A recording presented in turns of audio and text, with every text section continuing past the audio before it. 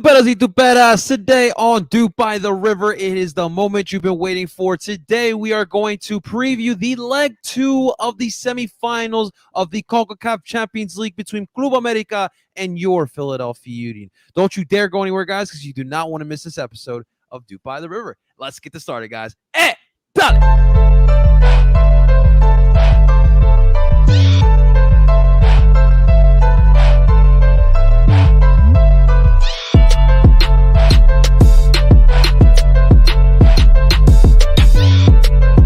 And that is right. Welcome, everyone, to DOOP by the River, the show where we follow everything Philadelphia Union, brought to you by Philly Sports Network.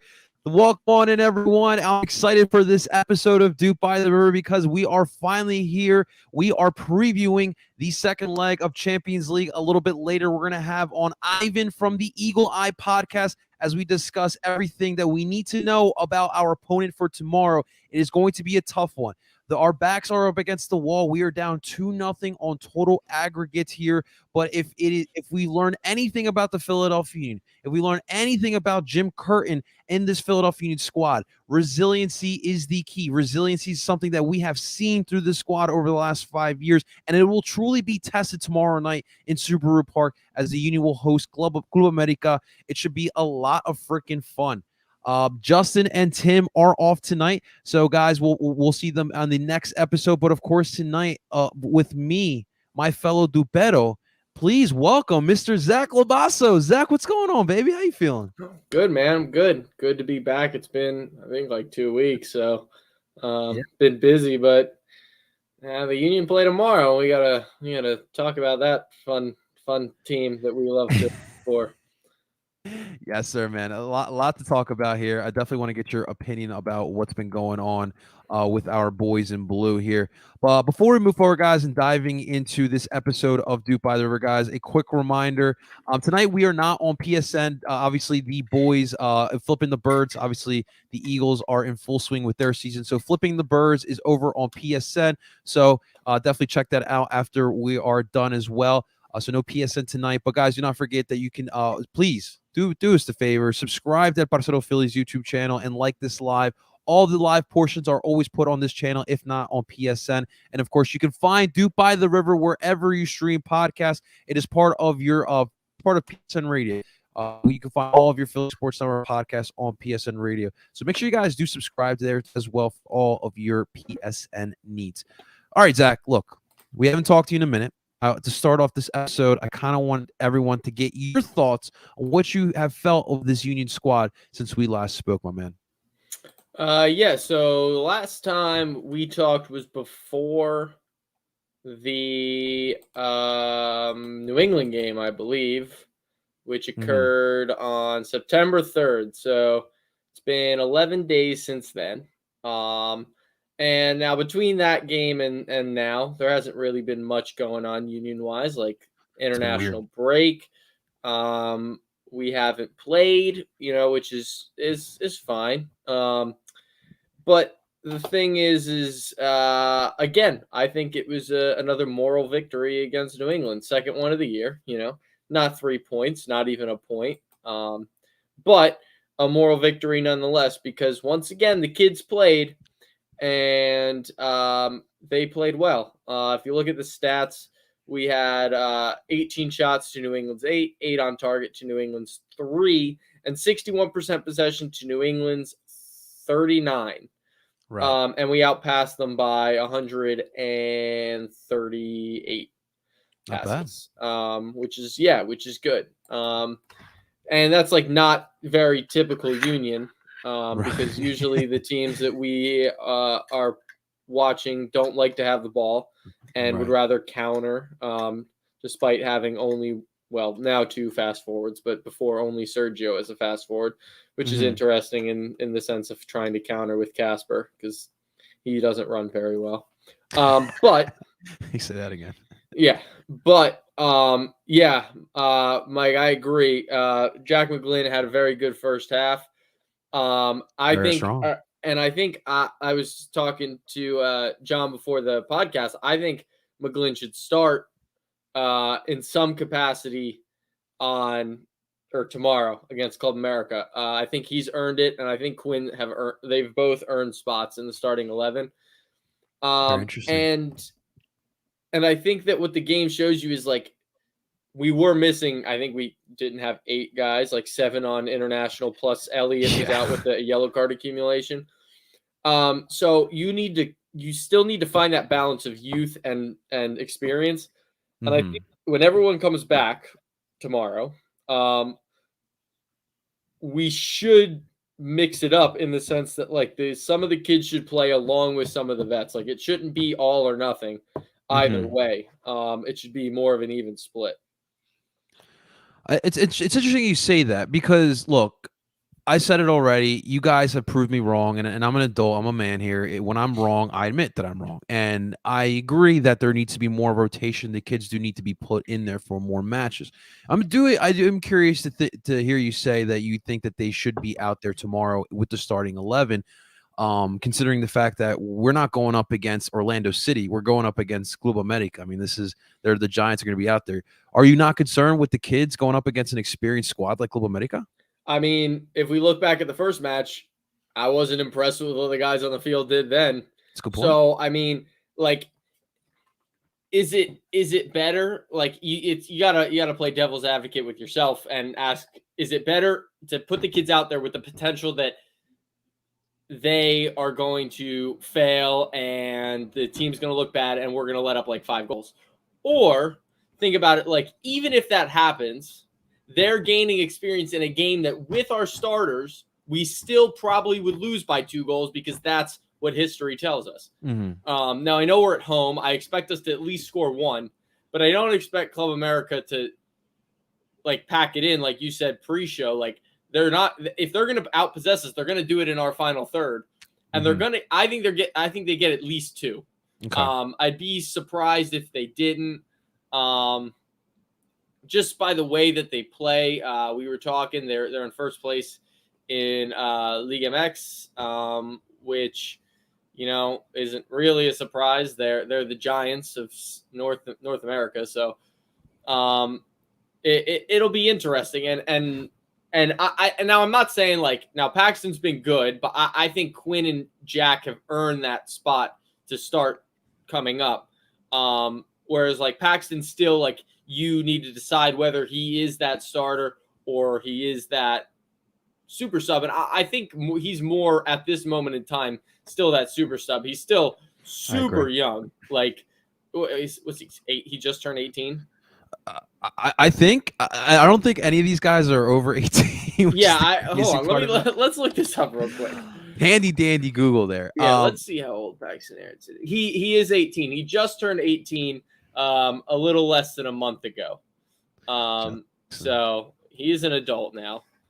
He can sign his own contracts. His parents don't have to do it anymore, so that's good. That's always good news to hear. But it's crazy to think about with these homegrowns. So I think Paxton's position is kind of set in stone, right? I think that he's a number 10. I think in the future he'll be number 10. I'm still a little confused of what is more so this year the role of Quinn and Jack can be. Quinn obviously is not a winger. We talked about in the last pod. I don't know. I did not like the winger selection. If you're going to go 4-2-3-1, that's something I've asked for, but we just did not have the personnel for that. Quinn to me is not a winger. I feel like Quinn is more of a forward. That's just me. And Jack is like a shuttler. But what do you think for Quinn and Jack? What's the long-term role for in this squad? I definitely think Jack is that shuttler guy, that box-to-box guy. And I think that Quinn is either a 10, but he's more of a he reminds me more of how Fontana plays the 10 than like how Gazdag or Paxton would play the 10. Like he's more of that goal scorer 10. Whereas like Paxton's more off the dribble, let me beat 2 guys and then find a pass. And then Gazdag's even different from that, where he's just like, let me combine with my forwards and then slip someone in for an easy goal. So I think Quinn definitely fits in more as like that kind of combo striker that could play well with Gazdag. And then you have someone like Sergio or Davo who's got pace. Now, like Quinn isn't like slow by any means, but Right. he's not at the pace of Davo or Sergio, Dude which can run. few people are. But if you have one of them playing off of him, that'd be fantastic. And I still think I would love to have the team bring in a couple wingers in the offseason, like the days when we had Fafa. And yeah, I know I love me some Fafa, man. I love me some Fafa. But yeah, I think that the team needs to kind of find a new identity because the diamond isn't really doing what it's done in the past. And I think what I don't know how to say, Raloy, Yeah. maybe. Raloy, yeah. Now, my question to you is, what is the first team? Because like you could say it's Brujo, Leon, Bedoya, and if you say bring in Montero, does he come in for Leon? Does he come in for Bedoya? I just don't think that like. I don't think that we need Bedoya in the starting 11 in this game. Like, and I love Bedoya. He's a legend. He's done so much for the team. He's done so much for the city, for U.S. soccer in general, everything. But he's old. Like, we have to move on from sentimentality and realize that my man is old and he looks slow and old. He doesn't have the legs to go 90 anymore. He doesn't.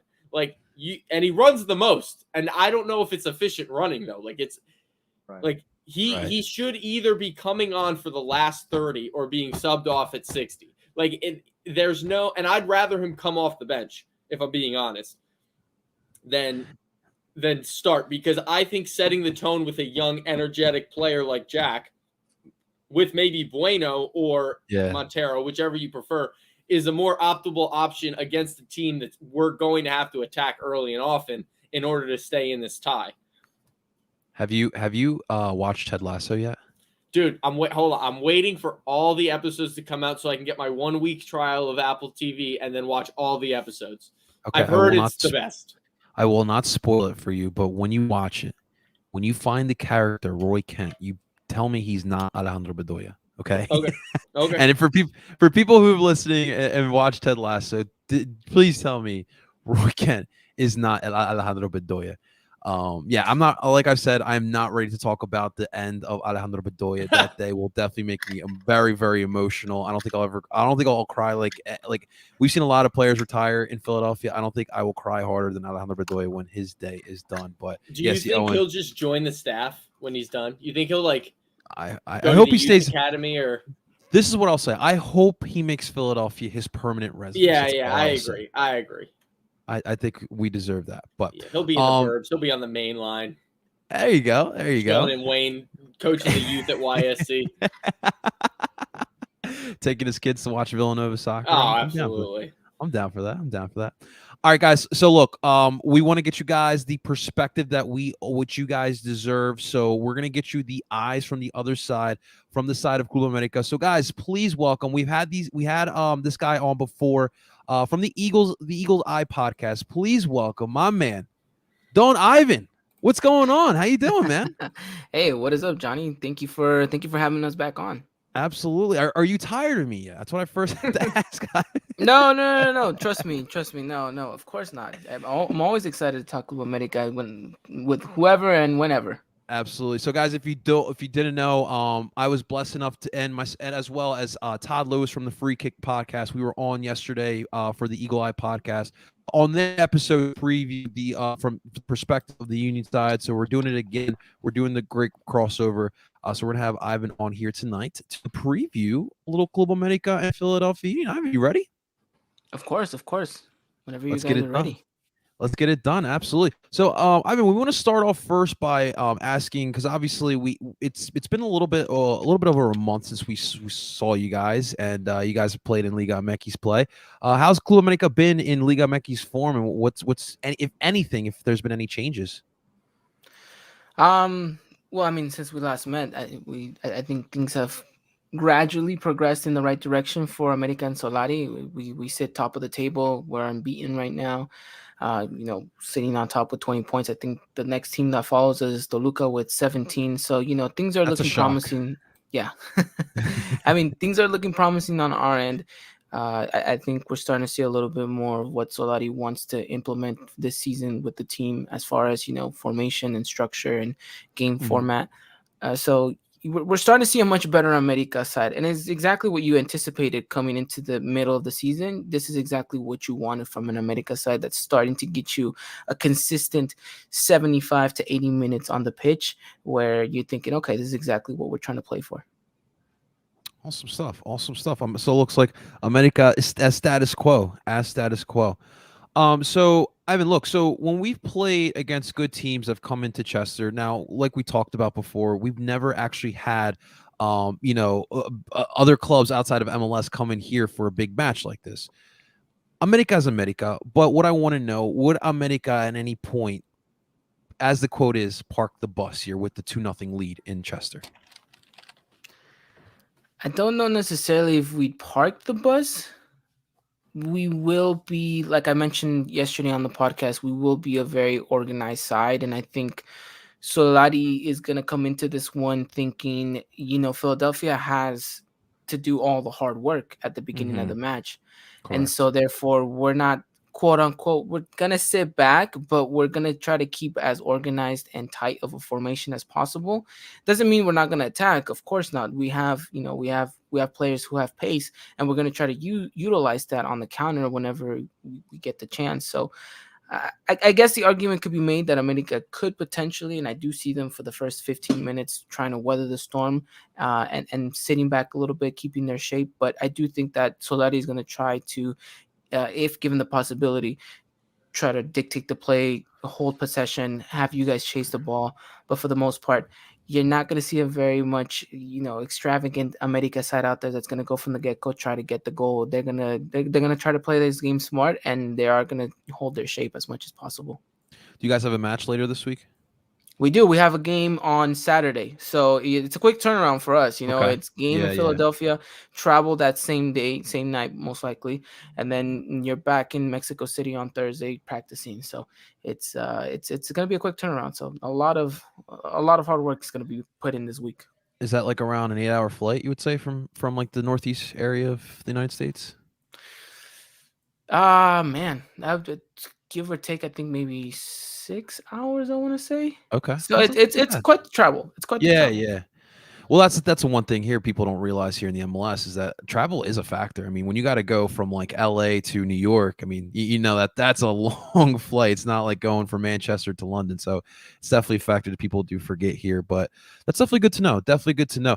I do get worried about parking the bus, especially with this Union team. You guys did a fantastic job of shutting us down from out wide. We talked about that yesterday as well.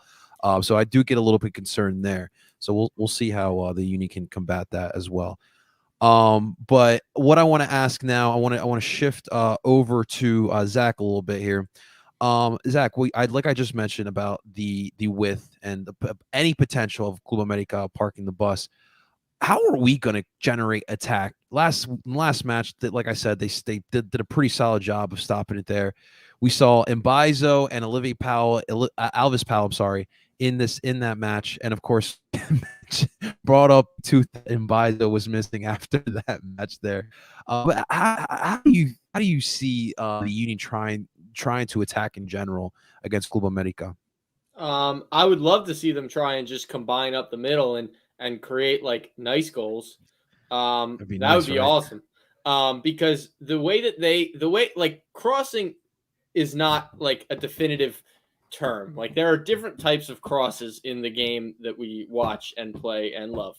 Okay, you can cross from 35 yards out like Kai and Bizo like to do, but that doesn't lend itself to high percentage chances.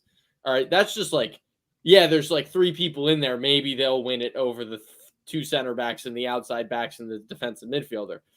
But then there's the crosses where you get down to the end line, you dribble across, and you lay it off to like the 6 or the PK spot, which we rarely ever do. And I think that does happen doesn't happen because of the fact that we don't have wingers. Now maybe Jim just, shocks us all and plays with wingers tomorrow, but I highly doubt that.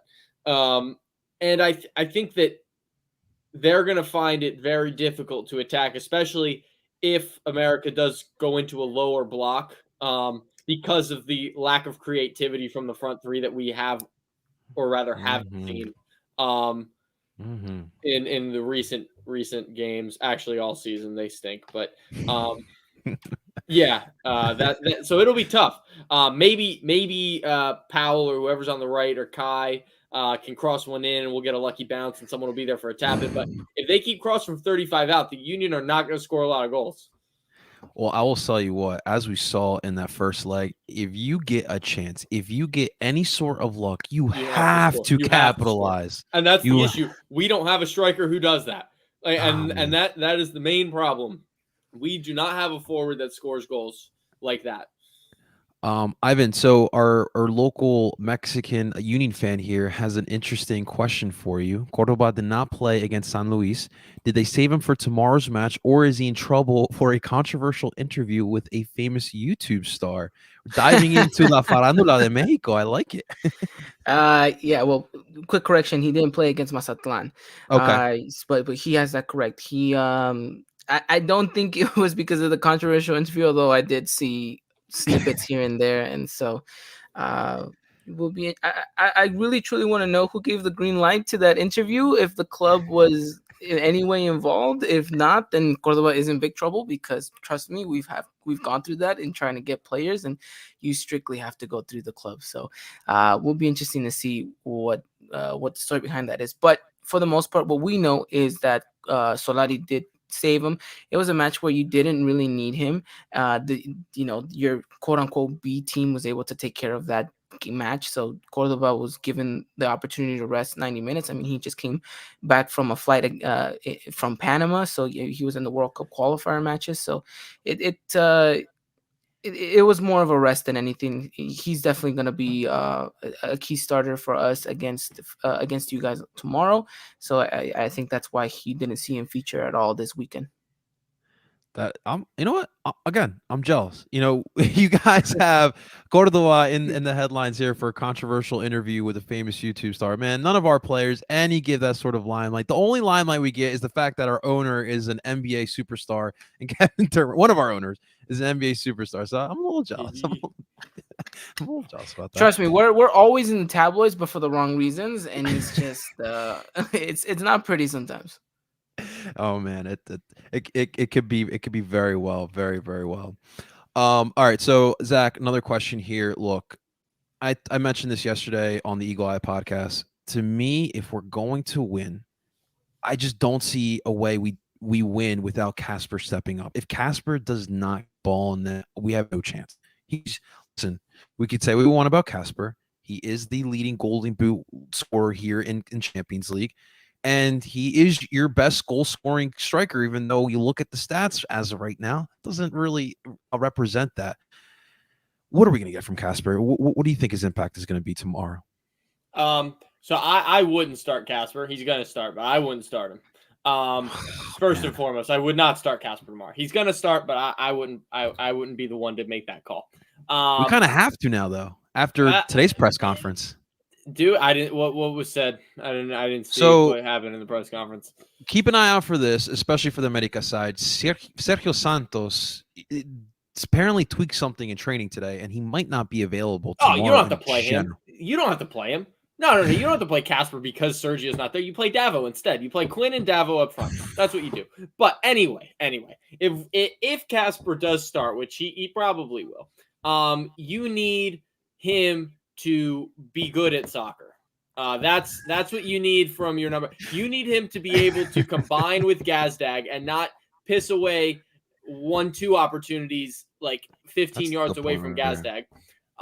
Because how else are you going to score unless your attacking midfielder can play combination passes with you and get you in behind the defense? You're not going to, because you're slow.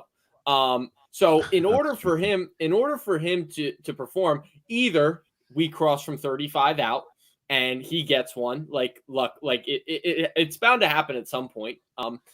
Or we actually do attack the end line, which will be tough because of the low block that I would expect, or not necessarily low block, but lower block that America's probably going to play at least for the first 15 minutes until, as I suspect, they'll start just out-possessing us in our defensive third. And then just the combo play. Like, you need Casper to be on in the combo play with Gazdag and whoever's up front with him, whether it be Davo or Quinn or whomever. That's going to be very vital because of the fact that I don't think we'll be able to attack the wings like we like to do as much. So going up the middle and attacking through interplay is going to be very important. Man, if we can move the ball up the middle, I will be shocked, to say the least, on this Club America side as well. It should be, and that should be something to be keeping an eye out for as well. I agree with you. When it comes to Casper, I just always feel like he's a step behind of everything that's going on. And if I'm Daniel Gazdag, dude, tomorrow, if Casper is not delivering for you, curse him out. I don't care if you don't know the English language yet. Curse him out in Hungarian. That's gonna piss you off. I would be so like playing with like if I was Gazdag, right, and I was like doing the things that Gazdag was doing, I would be so frustrated playing with Casper. Like it'd be like it's ridiculous. Like I would get so upset because like I'm trying to do this creative stuff, and he's just messing it up all the time. And then people come at Gazdag for not being good. And I'm like, are we watching the same game? Like, or do we not see what's happening here? Like, Casper stinks. Look, and I know Mike, if he's still here, is a Casper, like, he will defend Casper. And I respect it. But I think my guy stinks. I think he stinks. I will say this as a Colombian soccer fan. No one respects the real number 10s anymore. Nobody's got love for the real number 10s. The MLS does, though. The MLS does. That's true. Zelarayan is and Carlos Gil, amazing players. Yeah, that is true. We got Ivan Squared, as they like to call him, on the Eagle Eye podcast. He mentions they will stretch the diamond formation. I don't doubt that at all, honestly. Everyone else has this season, so it's not even Club America. I would expect America to be no different, if not worse. Than, Man, we're giving Ivan the full Philly sports fan dose right now. We are Negadelphia today. all day. Great friend of the pod, a Chicago Fire Club America fan. What's going on? A Chicago Fire. Saludos, muchachos. Let's go Águilas. We love to see, man. That's what's up. We love to see that for sure. Okay, so I got to be a little selfish, Ivan. You know me. Love my Colombian soccer players. Give me the update on Roger Martinez. I want to hear it, man. How's he been? Well, I mean, you know better than anyone. He just came off scoring a goal in World Cup qualifiers, right? So we needed that. And so he needed that mostly, more than anything. I think it's going to be a positive note, and hopefully he can ride that high. Didn't get that much minutes against Mazatlan. Again, didn't need him to. He just came on, try to, do a little bit things here and there, but the game was already won at that point. So it wasn't really just, it was just Roger trying to play Roger stuff. It'll be interesting to see if he gets to start. I do believe he gets the number 9 role tomorrow against you guys. And so I think he's going to be, important. He can body people off the ball. He can, make things happen. He's if he wants to be the player that we all know he can be tomorrow night, then he, by hands down, could be our best player. But I think Roger is hopefully going to contribute in a very good way, and we see the best of him yet, Yeah, it was really smart because Reda used Roger against Bolivia, and as you know, Bolivia has high altitude, same as La Ciudad de Mexico. So I commended it. Reda's actually done a solid job with Colombia since he's taken over, so I definitely commended him on that one. But yeah, watching Roger kill my club team, you have no idea how that feels, man. You have no idea how that feels.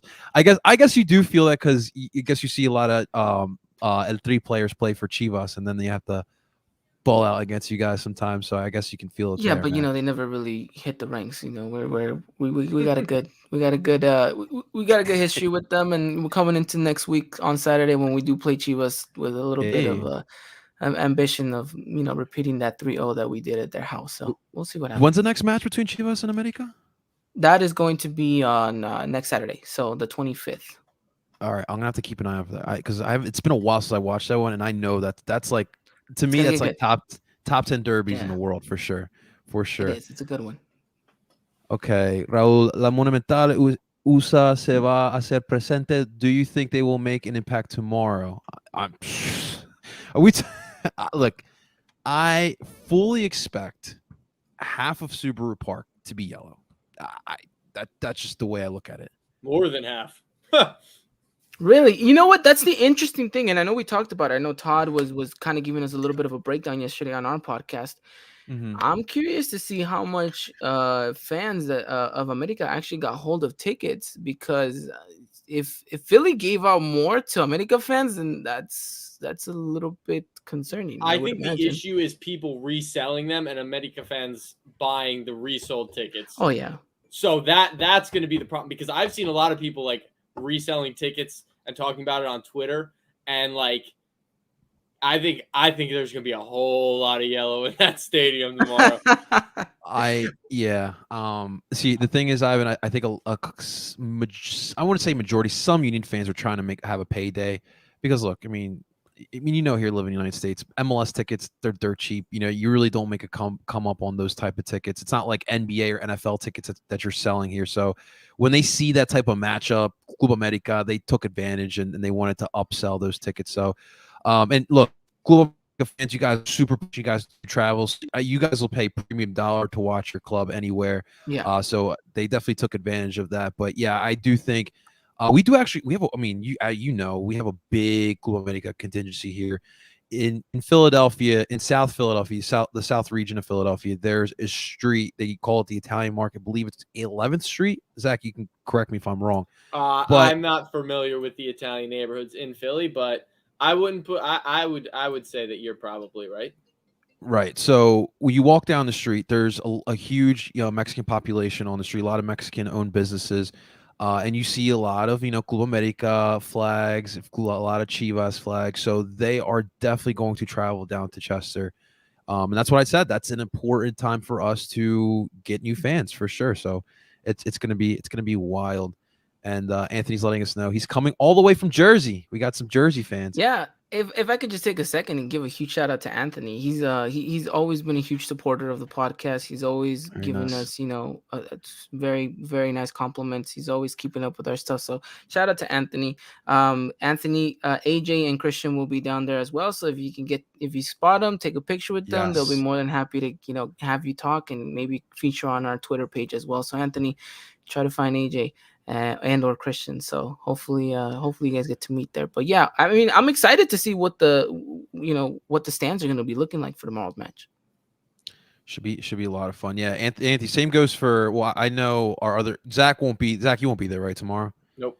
So myself and our other two co-hosts will be down there. So Anthony, you see me. I'm the sombrero might be coming out of retirement. I'm thinking about. He's taller than you think. He's taller than you think. He Who's doesn't like. Yeah. How tall are you? You look tall, like yeah. What are you, like 6'2"? All right, so here's the thing. You are tall. Me, I am 6'4". I'm not 6'2". I wish. So here's the problem, Ivan. So I grew up playing American football. That was my mistake. My parents allowed me to do that. So I think a lot of the growth spurt happened from that. I feel like, but yeah, I am 6'4". I remember going to Colombia.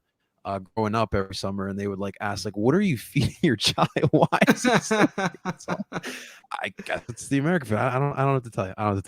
But all right, let's get back to it here, guys. All right, I want to get into some lineup predictions. Zach, I'll let you start here first, man. What the heck is Jim going to line up with tomorrow? It is the mystery of the next 24 hours. So if I were to, if it were me making the lineup, I'd probably go Powell on the right, if I'm being honest. Kai on the left. You go Elliott and Glesnes probably. You could throw Finley in there if you want to. I mean, at this moment in time, the back line is 6-1, half dozen another. You could throw any of the three back there, and I think it'd be okay. Midfield-wise, I would go with at the 6, you could throw in Flock or El Brujo, either or. I'd go Montero on the right, McGlynn on the left, Gazdag at the 10, and then Quinn. And if Santos is out, then Davo, I would say. Or, I mean, over Burke. But yeah, you've been showing a lot of love for Burke tonight. I just noticed that. Listen, Corey was the guy that I said, if we're going to have a double-digit goal scorer, it's going to be him. And after the break, like he hasn't really been able to get into the team, like since that first break for with Jamaica for the Gold Cup. He hasn't really been able to break back in. So I mean, if he's in tomorrow, like I hope he shows out and he plays well. What Jim's gonna do, I think he will start Powell. The back line will be Glesnes and Elliott with Kai. I think it'll be Brujo, and then I think if he starts one of the kids, it's gonna be McGlynn. I think if he starts one of the kids, it's gonna be McGlynn at the left center mid spot. And then he'll probably go Jamiro at the actually he'll probably go Bedoya at the right. Yeah, he ain't going away from Bedoya. Gazdag, and then Casper and Quinn, I would say up top is going to be the front three. And honestly, if I'm being realistic, he's going to go Jamiro at the left center mid and not McGlynn. But if he's going to play one of the kids, it's going to be McGlynn.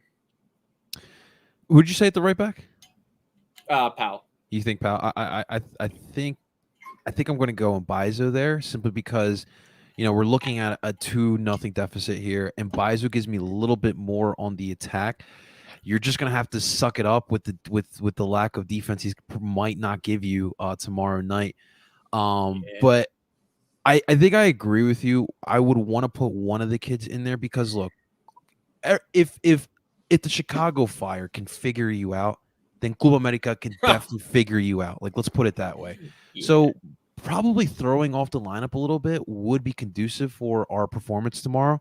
Solari is already dialing up the game plan, right? Like he had that set up last week. Like, let's face it. So I definitely think that you need to switch something up. Look, I love Bedoya. We just talked about it, but it wouldn't hurt to put someone out there. And then you know what? It doesn't hurt to have a fresh 30-minute of legs of Alejandro Bedoya in the second half. That does not hurt you at all. I'm just saying. All right. So, Ivan, what is a formation lineup going to look like for Club America potentially tomorrow night? So, I mean, we'll stick to our typical 4-2-3-1 formation, and I'm kind of going off of what Christian said yesterday. Undisputably our captain in goal, Guillermo Ochoa. In defense, you're gonna have Jorge Sanchez. Right back, at left back, you're gonna have Salvador Reyes, and then in the midfield, you're gonna have. In the center back partnership, Emmanuel Aguilera and Bruno Valdez. In the midfield, you're gonna have Pedro Aquino and Richard Sanchez. In that cam spot, you're gonna have Alvaro Fidalgo. On the right-hand side, I think you're going to have Sebastian Cordoba. On the left-hand side, you're going to have Mauro Lainez. And up top, you're going to have Roger Martinez. That's my starting 11. I think that's what Solari's going to go with. And I think that's honestly probably our strongest lineup. I would agree. Memo Ochoa, and I'm only saying this because of the All-Star game. Man, oh man, is he gonna have a crowd of people trying to just get a picture, an autograph? Oh man, I can't wait to. It's gonna be cool. I respect the ever living crap out of Memo Ochoa, and to watch him in person is gonna be really freaking cool. And I hope Union fans realize we're watching one of the best of all time in CONCACAF going at it tomorrow in our ballpark. So it's definitely gonna be really cool to see, Ivan. I will say. No, yeah, definitely. And look, I am the biggest Ochoa stan that there is probably on there in this world. And yeah, like Anthony says, the best Mexican goalkeeper ever. And I will die on that hill. So it's always a blast. And I was fortunate enough to cover the All-Star game, so I was there. Hey, and, I was there, and so I was literally behind the goal the whole time. Because the way that the seating worked, they had to push some of the media people because of COVID. They had to push us some of us in the stands, and I was literally right behind him, and the cheers, and every time he like touched the ball, he just picking up the ball, and people would be like, "Yeah." I'm just like, okay, bro. And his English is good. Rightfully so. Oh, the man speaks 3 different languages perfectly: English, Spanish, and French. Right, yeah. He played in Ligue 1, right? Yeah, he played in Ligue 1 and Belgium too. I mean, that's one of the main languages that they use. So he's very versatile. He knows what he can speak to you in 3 different languages, and so like I get nothing but respect for that man. MLS never interested in him? You know what? They did interview him. There was this crazy rumor last season that he was gonna leave and he was gonna go to MLS. And I had to go on Twitter and fight everyone and be like, look, there's no MLS team right now that's willing to spend DP money on Guillermo Ochoa, and there's no way he's gonna leave for TAM money. And so I'm sure if the right offer came, and after he's won, I think he would leave if he had won at least 1 or 2 titles with America. Zach, how much did now look to me? Memo is better than Tim Howard. That's just my personal opinion. How much did Colorado put up for Tim Howard? It's like some sort of DP money, right? Because he was a DP contract then when they brought him in. And but see, that's the thing. Not a lot of teams are willing to spend DP money on a goalkeeper. Yeah, a goalkeeper, like because they're like, shoot, we'd rather concede and try to outscore our opponent, than to try to get some secure hands back there. Now it says it was a free transfer from Everton to Colorado. That's true. Yeah, I mean that I understand. I'm just how much the wages are. I don't know how much he was making. I would, because I know right now Guzen's the one making the most money goalkeeper wise right now, right? True. He would have to be, yeah. And as much as it pains me, I do think Memo is better than Tim Howard. Tim Howard's my guy, but I've seen Memo now. The Belgium game in the World Cup, that was one of the craziest games from a goalkeeper I've ever seen in my life. Yeah, but Memo's international resume in terms of just saves that he's made, I don't know if I could say that Tim Howard's over. Yo, Anthony coming in clutch. Look at that. 2 mil for 2.5 mil wages for Howard a year. So that's Jesus, man, for a goalie in the MLS. God. Exactly. So that's you'd probably have to be chucking around. I think Memo Ochoa makes almost 3 at America. Yeah, that's almost that 2.6 is more than what Ali makes. Yeah. Yeah. So I mean, Memo's making good money. Like, I promise you, he's making good money at America, right? It's like, yeah, for sure. And so he'd. I'm telling you, it'd have to be like a really good offer, because when Memo came to America, like they had to, like, they dropped some good money on the contract, and they even had some like extra stuff that they did. They bought him a house in LA for his family to stay at, just in case they weren't like, too comfortable staying in Mexico City. There was like a vacation house in LA. And so, you kind of had these little perks for him here and there. So, I mean, an MLS club has to come in and rival something like that. And again, I don't see with the state that, with the salary cap that is right now, I don't see anyone trying to go in for Memo like that. No. Yeah, I agree with you. Chris, thank you. Thank you for that. Eagles and Águilas. It's the best of both worlds. All right, I wanted to get your guys keys to tomorrow. So I'll start off with Ivan. Ivan, what is the key for Club America to punch your ticket into the final? I think we're just talking about Memo. I think it's exactly how Ochoa put it today in today's press conference, right? America's got to go in there kind of, with the intention of doing what they did in the first leg, and that's win. You can't sit back. You can't expect this 2-0 result to kind of carry you through. Mm-hmm. You have to go in there, do the dirty work, and come out with a victory. I think Solari's ingrained that to them, and just continue to do the fundamentals right that you've been doing all season and build upon that. And so I think for me, America's ticket to the final is going to have to come through the good play that we've been showcasing these past couple of matches, and carry that over to Philadelphia, and hopefully walk away with a result that puts you into the final. Good point. Zach, kind of what Ruloy's saying here. What do you think the key is for the Philadelphia to pull off an upset in dramatic fashion? The first 20 minutes. They can get a goal in the first 20 minutes, they'll make it interesting. But if not, and the longer it drags out, the more possession America's going to have. The Union are going to be in trouble. So if they can get one in the first 20, which I don't think they will. If anything, they'll give one up in the first 20, because that's what they're all about down there in Chester. At least this season. Yeah. But yeah, first 20 minutes, super important. I agree with you.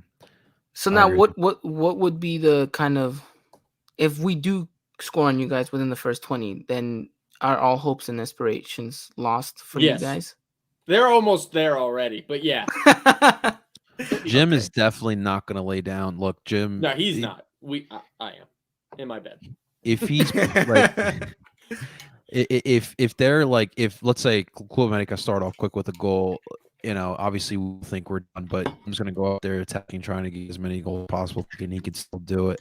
I mean, he did it when we in the playoff game against New England, down 2-0, and he pretty much. I think he had 2 defenders only out there. He had a bunch of attackers. I've had to look back, but yeah, Jim's definitely not going to lay down if we go down early. But all right, let's get to it, guys. The nitty gritty of it. I want to get some predictions. Your guys, what you think is going to happen in the match and a final score. Ivan will, of course, let you go first, my man. What do you see happening tomorrow night in Subaru Park? Look, I see a very entertaining game. I think you guys have nothing to lose, so you guys are going to play like that. So I think you guys are going to go out and try to make history. I mean, you've technically already made it coming this far. So Amen. I expect you guys to go hold nothing back and try to make the upset, right? Everyone loves a good underdog story, but I expect you guys to do that and make the game interesting. I see a lot of back and forth, and hopefully these first opening 20 minutes are ones filled with a lot of good opportunities. I always like to see myself a good goalkeeper battle. So whatever Blake and Ochoa pull off tomorrow, it's gonna be hopefully an interesting game. But yet I do think that we are going to carry our good form. We're going to hopefully find the goal. And I think we're just going to let it sit and marinate and let you guys try to figure it out from there. I think we're going to try to keep our defensive shape as well as possible. And if anything stands true this season is that defensively, we've looked our best for years. And so I'm thinking America goes and takes it 1-0 and courtesy of, well, let's say it, Roger Martinez. Oh my God! You knew what to say. You knew what to say, Ivan. Oh man, it's gonna kill me. Zach, well, what? Look, like I said in the beginning, backs up against the wall. We're facing off against. You said the Giants. I'm saying the Yankees of North America. No, but seriously, this is a big team. This is a tall task. What do you see happening tomorrow? I think it's gonna be 2-1, America. I think America goes up 2-0 at some point in the match. The Union just get one late. Get the stadium rocking a little bit. But I don't see this game being particularly close. Like I said, I think America's gonna outpossess us in our defensive third. Because that's the team they are, and that's definitely the team we are not. We are not a team, unless the kids are out there apparently, that likes to keep possession and outpass and outpossess the other team. So I hope Jim's got something good up his sleeve because they're gonna need it. They're gonna need it down there in Chester tomorrow. Yeah, just go out there like the 2017 Eagles, and we should be okay. I don't know if anyone will ever do that again. Yeah, I think that Philadelphia sold its soul for that Super Bowl. It seems like it. It seems like it. Ivan, I will say this to your Roger Martinez point, and for all Uni fans, listen up. If Tyler Adams or Daryl DK or whoever comes into Subaru Park and you want to get a picture or selfie with them, I'm not saying anything to you. If Roger Martinez, if I get the opportunity, I'm going to try to take a selfie, even if I'm in the Rivers End. I'm going to try to take a selfie, Roger Martinez, because I effing love Roger Martinez, despite what he's wearing tomorrow. Don't tell that to the Philly Sports Radio guys. They won't like that. They won't like that at all. Luckily, I'll be on there in the future. Ivan, where can people find this beautiful podcast you have with your guys over there, Eagle Eye Podcast? Yeah, it's over at the Eagle Eye Podcast, and I just want to give a huge shout out to my co-host, AJ, who's in the chat right now, Christian Rosendo, and Ivan Squared, as you like to call him. He occasionally comes on as well and helps us out, and then our beloved cowboy Dylan Jimenez, who does a lot of the work behind the scene. He does a lot Awesome. of the production of things, and so huge shout out to him. And to everyone really from our community, the Americanismo on Twitter, the people that follow us, that listen to us. And if you want to be part of it, I promise you it's a beautiful culture. It's a beautiful community, and we're ever more than welcoming. So thank you guys for having me on. And I just wish you the best of luck and may the best team win tomorrow. Absolutely. No, thank you. And guys, please make sure to go follow them and subscribe as well to the podcast. I will put those links as well in the descriptions as well. But big thanks and big shout out to everyone at Eagle Eye Podcast. Truly a great pod. And I honestly see nothing but bright future for the Eagle Eye Podcast for sure, guys. No, thank you, man. Thank you. Absolutely. Ladies and gentlemen, that is going to do it for another episode of Duke by the River. Guys, do not forget, next week we'll be back on PSN YouTube channel, so you guys can check it out there. But make sure you guys do like the video, and like the live, and subscribe to both El Parcero Philly YouTube channel and, of course, Philly Sports Network's YouTube channel as well. And this is on PSN Radio tonight. You guys can listen to that out as well. You can find all of your PSN podcasts on PSN Radio. Ladies and gentlemen, that is Zach Lobasto, and that is Ivan Pineda. Of course, I go by the name of El Parcero Philly, and we're telling you guys to do on. We'll talk to you guys soon.